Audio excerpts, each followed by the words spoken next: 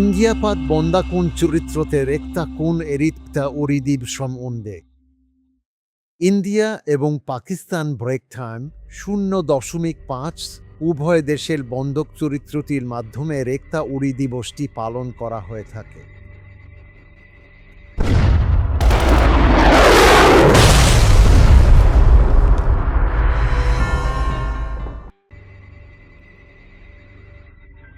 চিকিৎসা পদ্ধতির এই পুরো অপারেশনটি সত্যি অত্যন্ত চমৎকার এবং সুশৃঙ্খলভাবে সম্পন্ন করা হয়েছে, যা আমাদের সকলের কাছেই অত্যন্ত প্রশংসনীয় এবং বাস্তবিকই এটি একটি বিরল দৃষ্টান্ত হিসেবে গণ্য হতে পারে।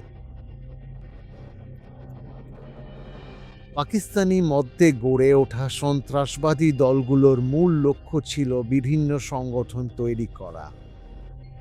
আফগান যুদ্ধের পর থেকে রাজনীতিতে ইসলামীকরণ এবং কাশ্মীরে ছায়াযুদ্ধের মাধ্যমে বিভাজন সৃষ্টি করাই ছিল তাদের কৌশল। এই কর্মকাণ্ডের ফলেই তালিবান শক্তিশালী হয়ে ওঠে, যার দীর্ঘমেয়াদী কুফল আজও আমরা দেখতে পাচ্ছি।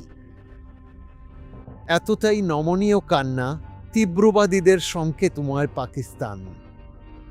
পাকিস্তানের ভূখণ্ডে পরিচালিত বিভিন্ন মিলিটেন্ট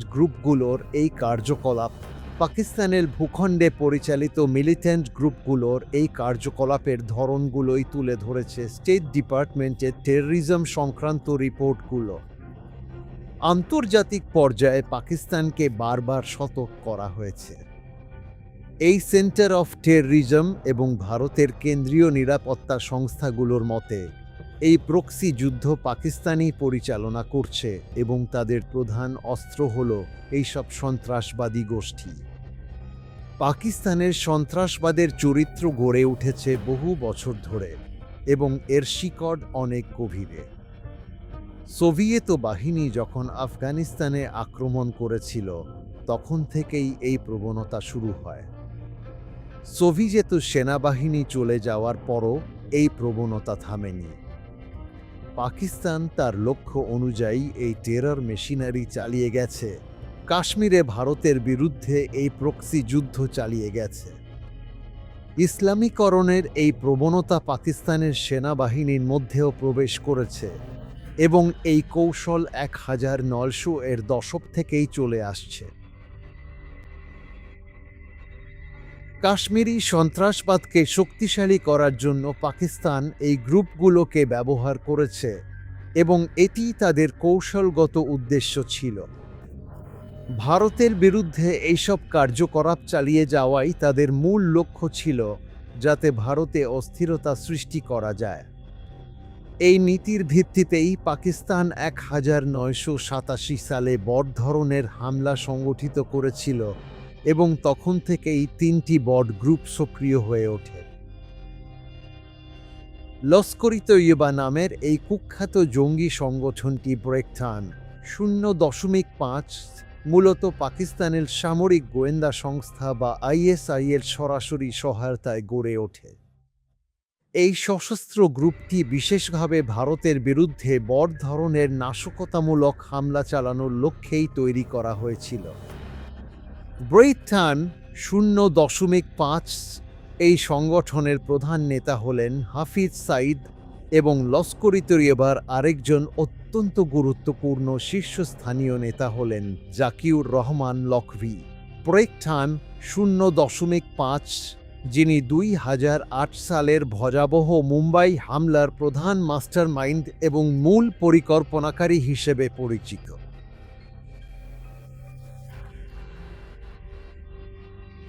লস্কর-ই-তৈয়বা কাশ্মীরের উরিতে সেনা ক্যাম্পে হামলা চালিয়েছিল। এছাড়াও 1999 সালে ইন্ডিয়ান এয়ারলাইন্সের ফ্লাইট IC-814 হাইজ্যাক করা হয় এবং বিমানটিকে কান্দাহারে নিয়ে যাওয়া হয়। ভারত ছাড়তে বাধ্য হয়েছিলেন দিগারান, যার নাম ছিল মাসুদ। আশার, যাকে ভারত ছাড়তে হয়েছিল, তিনি যাত্রীদের অপেক্ষা না করিয়ে চলে যান। তাকে গ্রেপ্তার করে পাকিস্তানে পাঠানো হয়। জৈশ-ই মোহাম্মদ নামক কুখ্যাত জঙ্গি সংগঠনের প্রত্যক্ষ মদত ও পরিকল্পনার মাধ্যমেই এই ঘটনাটি ঘটেছিল।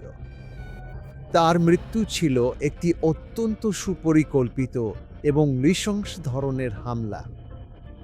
২০০১ সালে ভারতের গণতান্ত্রিক কাঠামোর মূল স্তম্ভের ওপর আঘাত হানা ভারতীয় সংসদ ভবনে হামলা এবং ২০১৯ সালের ভয়াবহ ও হৃদয়বিদারক পুলওয়ামা হামলা, এই উভয় ঘটনাই কুখ্যাত জৈশ-ই মোহাম্মদ গোষ্ঠী দ্বারা অত্যন্ত সুপরিকল্পিতভাবে এবং সুচারুভাবে সংগঠিত হয়েছিল।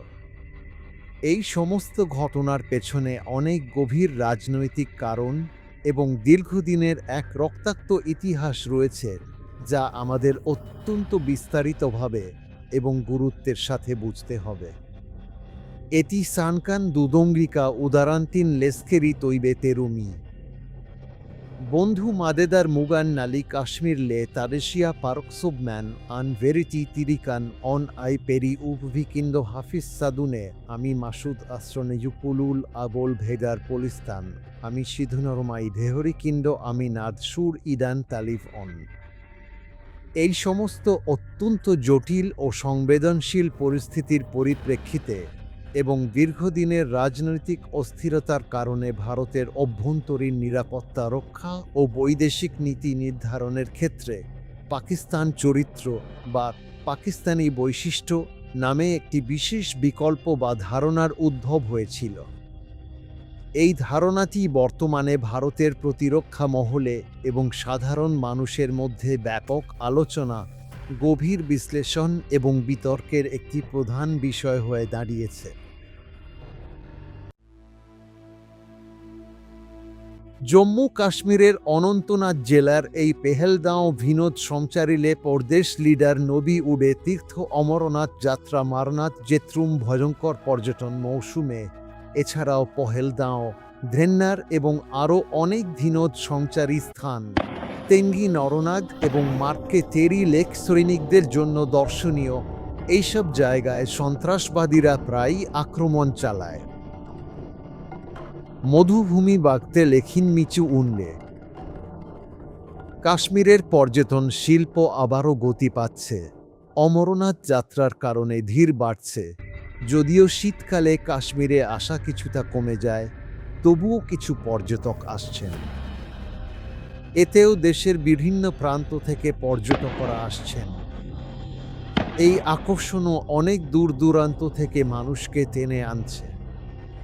এটি আধুনিক প্রগমন এবং আধুনিক প্রযুক্তির মাধ্যমে তৈরি হয়েছে, যার দৈর্ঘ্য কয়েক কিলোমিটার পর্যন্ত বিস্তৃত। এটি সৌদি আরবের রিয়াদ শহরের কাছে অবস্থিত। এছাড়াও প্রধানমন্ত্রী নরেন্দ্র মোদী সহ সৌদি আরবের বিভিন্ন শিল্প সংস্থার সঙ্গে আলোচনা করেছেন।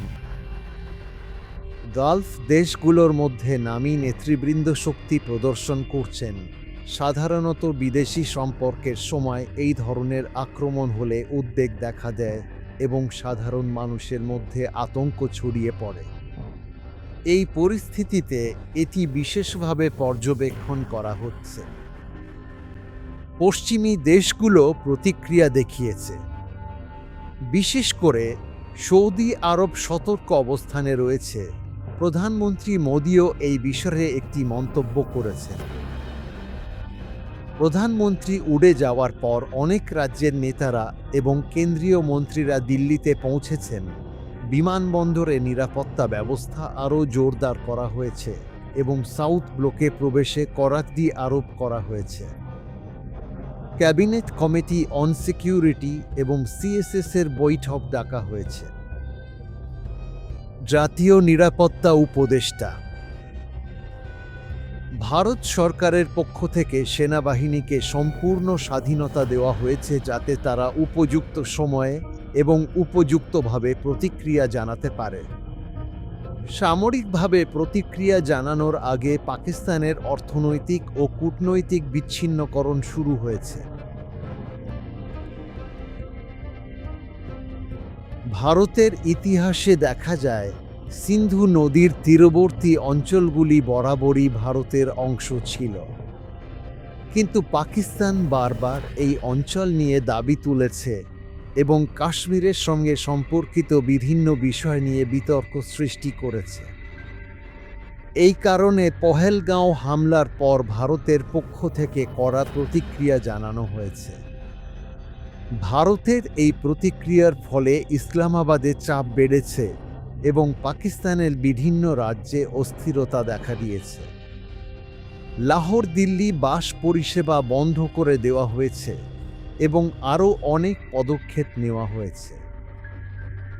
পহেলগাঁও হামলার পর পাকিস্তানকে আন্তর্জাতিকভাবে বিচ্ছিন্ন করার চেষ্টা চলছে।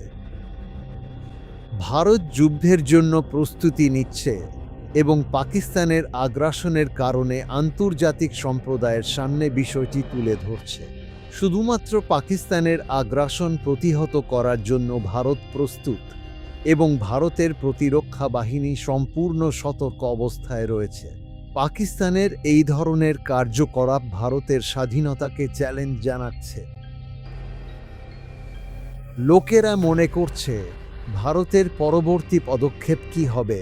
এপ্রিলে এই পরিস্থিতির কারণে অনেকেই উদ্বিগ্ন। সামরিক বাহিনীর মোতায়েন, বৈজ্ঞানিক প্রযুক্তির ব্যবহার, পহেলগাঁওয়ে এই প্রস্তুতি, মৃত্যুর ঘটনা সব মিলিয়ে পাকিস্তানও পাল্টা ব্যবস্থা নিতে পারে। 2025 সালের মে মাসে অপারেশন সিন্ধু সেই রাস্তা পরিবর্তন। আমি মাটি দিয়ে অস্ত্র বানাবো। পহেলগাঁওয়ে পাহাড়ি গুহায় চোরেরা লুকিয়েছিল, কিন্তু এইবার তাদের বিরুদ্ধে কঠোর ব্যবস্থা নেওয়া হয়েছে। যুদ্ধের সময় কিছু নিয়ম অনুযায়ী মাটি দিয়ে বানানো অস্ত্র একজন সৈনিকের জন্য গুরুত্বপূর্ণ হয়ে ওঠে। পাকিস্তান বিমান। আমি, তুমি, আমি, তুমি, আমি, তুমি, আমি, তুমি, আমি, তুমি, আমি, তুমি, আমি, তুমি, আমি, তুমি, আমি, তুমি, আমি, তুমি, আমি, তুমি, আমি, তুমি, আমি, তুমি, আমি, তুমি, আমি, তুমি, আমি, তুমি, আমি, তুমি, আমি, তুমি, আমি, তুমি, আমি, তুমি। রাডারগুলো সবুজ ঘাসের মতো দেখাচ্ছে, যেন সীমান্তের দিকে তাকিয়ে আছে, আর এটা যেন এক ঘূর্ণিঝড়ের পূর্বাভাস দিচ্ছে। কিছুক্ষণ পরেই, মাত্র কয়েক মিনিটের মধ্যে ওরা সবাই একসাথে চলে গেল, যেন কোনো গন্তব্যে পৌঁছানোর তাড়া আছে। এই ঘূর্ণির সময় নীল আকাশের নিচে কসমিক টানেল ওপরে। মাইগ্রেশন কেন্দ্রগুলো এখানেই স্পষ্টভাবে দেখা যায়। কসমিক রশ্মি লঞ্চপ্যাড ফিলিস্তিন, পাঞ্জাব ও প্রবেশদ্বারে ছড়িয়ে পড়ে কাঁপন ধরায় এবং আক্রমণটি এখানেই থামে। এই অপারেশন বিস্তৃতভাবে সম্পন্ন হয়েছে। ইন্ডিয়ান ইন্টেলিজেন্সের এই চক্রটি মাসঙ্গল নামে পরিচিত, যা বিভিন্ন পর্যবেক্ষকদের মতে অত্যন্ত গুরুত্বপূর্ণ বলে বিবেচিত হয়। এটি সেই সময়ের একটি অত্যন্ত গুরুত্বপূর্ণ এবং প্রধান কৌশলগত পথ ছিল। ব্রেড টাইম 0.5 আলকোট শহর থেকে মাত্র কয়েক কিলোমিটার দূরে অবস্থিত এই এলাকায় হিজবুল মুজাহিদিন তাদের সাংগঠনিক উপস্থিতি এবং প্রভাব অত্যন্ত দৃঢ়ভাবে প্রতিষ্ঠিত করেছিল। মিরাজ টুটোসন বিমানগুলি পাকিস্তানি বিমান ঘাঁটি থেকে উড়েছিল, বোমা ফেলার জন্য প্রস্তুত ছিল। কিন্তু তখনও ঝুঁকি ছিল, কারণ শত্রুপক্ষের কাছে ছিল অত্যাধুনিক টিয়ার 2 সিরিজ এবং নন কন্ট্যাক্ট ওয়ারফেয়ার প্রযুক্তি, যা দূর থেকে আঘাত হানতে সক্ষম। এই কৃত্রিম বুদ্ধিমত্তা এবং ইলেকট্রনিক ওয়ারফেয়ার ব্যবস্থার কারণে ভারতীয় বিমানগুলির জন্য ঝুঁকি ছিল। রাফাল যুদ্ধবিমানগুলি 300 কিলোমিটারেরও বেশি দূরত্বে লক্ষ্যবস্তুতে আঘাত হানতে সক্ষম ক্রুজ মিসাইল বহন করতে পারে, যা ভারতের জন্য একটি বড় সুবিধা। পাকিস্তানের বিমান ঘাঁটিগুলির মধ্যে অন্তত 19টি প্রধান কেন্দ্র ছিল, যেগুলি এই ধরনের হামলার জন্য প্রস্তুত ছিল।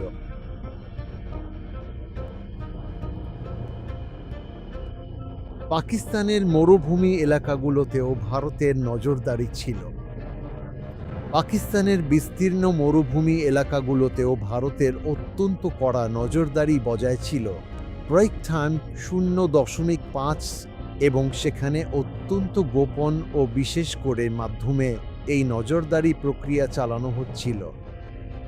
ব্রেক টাইম 0.5 পাকিস্তানের এই ধূসর মরুভূমি, ব্রেক টাইম 0.5 জনমানবহীন মরুভূমি, ব্রেক টাইম 0.5 এবং রুক্ষ মরুভূমি, এই সমস্ত দুর্গম মরুভূমি অঞ্চলগুলোতে 2025 সাল পর্যন্ত ভারতের এই নিরবচ্ছিন্ন নজরদারি ও পর্যবেক্ষণ প্রক্রিয়া অব্যাহত থাকবে বলে বর্তমানে মনে করা হচ্ছে।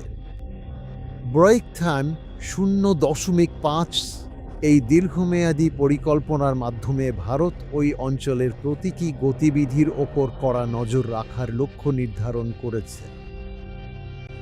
এছাড়াও সীমান্তে নজরদারি বাড়াতে ড্রোন এবং ক্ষেপণাস্ত্রের মতো আধুনিক প্রযুক্তি ব্যবহারের পরিকল্পনা করা হয়েছে।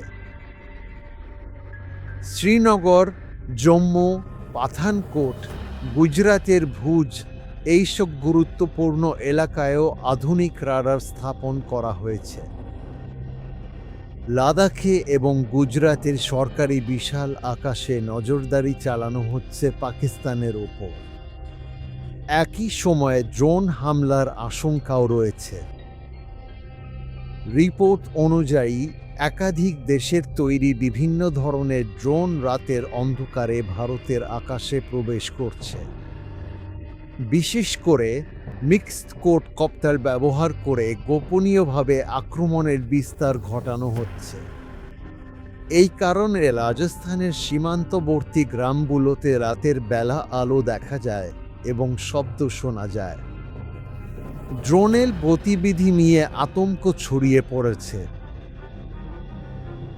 ইসরায়েল, ইসরায়েল, ইসরায়েল, ইসরায়েল, একই শব্দ বারবার পুনরাবৃত্তি হয়েছে। রাওয়ালে পত্র মনি ওরে পাঞ্জাবি ভাষায় কিছু লেখা হয়েছে। একটা আমরা পাকিস্তান চিল জুদা বিমানে, অন্যদিকে লেখিকেরা স্বর্ণন্য তিরুন অনাল ইত্তি ইত্তি নি নিরিডা পূর্ণ সজম আইদু ইত্তি উডে সুদর্শন এনভি পড়িন আস ফরহান ট্রিয়ং ভিরম পরদিরোধ সংবিধান ইত্তে আন চরিত্রং কালচার পাক মিশঙ্গল কুলিন এস ফরহান সিস্টেম তেল বিনু কুদিচু পানিন মিশিরুবল পাকিস্তান ড্রোনুবল হো মিশংভু কুলিন এস 400 সিস্টেম তেলনু কুদিচু পানিন মিসাইলুগুলো পাকিস্তান ড্রোনুবল হো কুলিন আকাশত ভিতরে 3টি গোলঙ্গল আকি মাটি রাডার লোক চে পুট্টো মনসিল আই পাক যুদ্ধ উমানগল 3 ভলি নাদ আন 3 রিন দে কুণ্ঠ দে পাকিস্তান চেল উডান ড্রোন থ্রিন ইন্দি ধোড আইন দোম মিন পুনম আই প্রচে কুটি নিরবধি ড্রোনুবল বেশি ভিতরে ইন্ডেন অ্যান্টি এয়ারক্রাফট গান ও মিসাইল উভয়ই ব্যবহৃত হয়েছে। পাকিস্তানি ড্রোনগুলোর লক্ষ্য ছিল মূলত ভারতীয় সামরিক স্থাপনা। এই ড্রোনের বিশেষত্ব হল এর উন্নত প্রযুক্তি এবং বহুমুখী সামরিক সক্ষমতা। যুদ্ধ চিল তুলনামূলক সহজ ছিল। উড়ি রাজি ও প্রস্তুত ছিল সবকিছুর জন্য। আমি উম্বদিনী রাভুলে পাকিস্তানি সৈনিকদের কথা বলছি। আমরা মুনিরপুর থেকে উঠেছিলাম। আমি আমত রাত্রিতে ড্রোনের মতো আওয়াজ শুনেছিলাম। তখন পেছনে ইন্ডিয়ার আশ্বাস ছিল না। ওখানে একরকম অজানা ভয় ছিল। পাকিস্তান থেকে আবারও কিছু গোলা বর্ষণ হচ্ছিল। ওই দিনও হামলার ঘটনা ঘটেছিল। তখন ভারতের ভারতের ভারতের ভারতের ভারতের ভারতের ভারতের ভারতের ভারতের মাটিতে বড় ধরনের বিস্ফোরণ হয়েছিল। ওখানে একটা গ্যাপ তৈরি হয়েছিল। দিল্লি থেকে ইসলামাবাদ পর্যন্ত এই পরিস্থিতি ছিল। পাকিস্তান তখন পরাজয়ের মুখে ছিল। তাই তারা আবারও হামলার পরিকল্পনা করেছিল।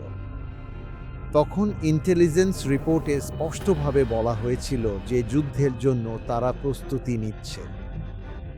2টি ব্রহ্মাস্ত্র ক্ষেপণাস্ত্র, যেগুলোর পাল্লা ছিল প্রায় 200 কিলোমিটার, সেগুলো দিয়ে 3টি শত্রু বিমানে টার্গেট করা হয়েছিল এবং মিসাইলগুলো ছোড়া হয়েছিল। ঠিক সেই সময়ে 98টি লক্ষ্যবস্তু নির্ধারণ করা হয়েছিল। পাকিস্তানের F-16 বিমানগুলো হঠাৎ করে আক্রমণ চালানোর চেষ্টা করেছিল, কিন্তু তারা সফল হতে পারেনি। তবে ওই সময়ে অপারেশন সিন্ধুর অধীনে কেবলমাত্র ড্রোন ব্যবহার করা হয়েছিল এবং কিছু লক্ষ্যবস্তুতে আঘাত হানা হয়েছিল, কিন্তু এতে খুব বেশি ক্ষয়ক্ষতি হয়নি। ভারত ও পাকিস্তানের মধ্যে সংঘর্ষ কখনোই পুরোপুরি যুদ্ধে পরিণত হয়নি, বরং সীমিত সংঘর্ষের মধ্যেই সীমাবদ্ধ ছিল। এই পরিস্থিতিতে ভারত তার সামরিক শক্তি এবং প্রযুক্তিগত দক্ষতা দেখিয়েছে, আর পাকিস্তানও তার প্রতিরক্ষা ব্যবস্থার উন্নতি করেছে। এই সময়ে ভারত দীর্ঘ পাল্লার ক্ষেপণাস্ত্র দিয়ে পাকিস্তানের কিছু লক্ষ্যবস্তুতে আঘাত হানে, আবার পাকিস্তানও আধুনিক ফাতাহ-2 গাইডেড রকেট এবং পাক মিসাইল দিয়ে পাল্টা জবাব দেয়। এইভাবে দুই দেশের মধ্যে সামরিক প্রতিযোগিতা আরও বেড়ে যায়। ভারতীয় বিমান প্রতিরক্ষা ব্যবস্থাও এই সংঘর্ষে গুরুত্বপূর্ণ ভূমিকা পালন করেছে। আকাশী সংঘর্ষের মুহূর্তে ভারতীয় মিসাইল আক্রমণ পাকিস্তানের আকাশ সীমায় প্রবেশ করে। পাকিস্তানও পাল্টা মিসাইল হামলা চালায়, কিন্তু ভারতীয় বিমান বাহিনী তাদের আকাশ প্রতিরক্ষা ব্যবস্থার মাধ্যমে বেশিরভাগ আক্রমণ প্রতিহত করে। পাকিস্তানের বিমান প্রতিরক্ষা ইউনিট এবং রাডার স্টেশনগুলো ভারতীয় বিমান বাহিনীর আক্রমণ লক্ষ্য করে, কিন্তু ভারত কৃত্রিম আক্রমণ চালিয়ে পাকিস্তানকে বিভ্রান্ত করে এবং তাদের নৌবাহিনীও প্রস্তুত ছিল। এইভাবে তাদের নজরদারি ব্যবস্থাগুলো সম্পূর্ণভাবে ব্যর্থ হয়ে যায়। এর ফলে পাকিস্তান কার্যত সম্পূর্ণভাবে পরাজিত হয়। ভারতের বিমানগুলো তখন তাদের আর কোনো উপায় ছিল না, তাই তারা শেষ পর্যন্ত আত্মসমর্পণ করতে বাধ্য হয়। এইভাবে যুদ্ধের অবসান ঘটে এবং সাধারণ মানুষের মধ্যে স্বস্তি ফিরে আসে। এই যুদ্ধের শেষে দুই দেশের মধ্যে নতুন এক অধ্যায় শুরু হয়। এই নতুন অধ্যায়ের সমাজে শান্তি ও সমৃদ্ধি ফিরে আসে এবং মানুষ আবার স্বাভাবিক জীবনে ফিরে যেতে শুরু করে। সবকিছু আবার আগের মতো স্বাভাবিক হয়ে ওঠে। আকাশের পর্দা উন্মুক্ত হয় এবং যুদ্ধবিমানগুলি দ্রুত গতিতে উড়ে যায়, কিন্তু মাটিতে মানুষের জীবন আবার নতুনভাবে গড়ে ওঠে। সবাই শান্তি ও উন্নতির দিকে এগিয়ে চলে। রাডারগুলো চালু ছিল, পাকিস্তান ও সুরক্ষা বাহিনীর কঠোর নজরদারি ছিল, কিন্তু ভারতীয় বীরেরা সাহসিকতার সঙ্গে এগিয়ে গিয়েছিল। শেষ পর্যন্ত নিউদিল্লিতে পৌঁছে তারা তাদের বীরত্বের পরিচয় দেয়। প্রেস ইনফরমেশন ব্যুরো, বিদেশ মন্ত্রক এবং অন্যান্য সংস্থাগুলি জানিয়েছে যে এই অভিযানটি যুদ্ধের থেকেও বেশি বিপজ্জনক ছিল। ভারত এই অভিযানের নাম দিয়েছে ফোকাস, মেতে নেওয়া এবং উত্তেজনা না বাড়ানো। ফোকাস মানে শুধুমাত্র নির্দিষ্ট লক্ষ্যেই মনোযোগ কেন্দ্রীভূত করা হয়েছে। চুচুমুলা জনবস্তি কেন্দ্রিক সাধারণ পরিমার্জনা বা ইয়ারদুরি বিদকোটো সম্ভবত দিলেন না। ভারত উপযুক্ত পদ্ধতি মেনে চলেছে।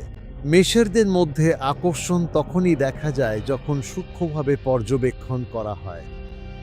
অমিতময় শক্তি প্রগণ নতুন মহলে এবং এটি অন্ধকারের সময়। এখানে বড় নীলাভ আভা দেখা যায়। পাকিস্তান ওরই পারমাণবিক অধিকার রাষ্ট্র হিসেবে চিহ্নিত, অন্যদিকে বাড়ছে বিচ্ছিন্নতাবাদ। এখানে বড় নিরাপত্তা হুমকি রয়েছে। এটি দেখায় যে ভারতের নিজস্ব প্রতিরোধ ক্ষমতা অপরিহার্য।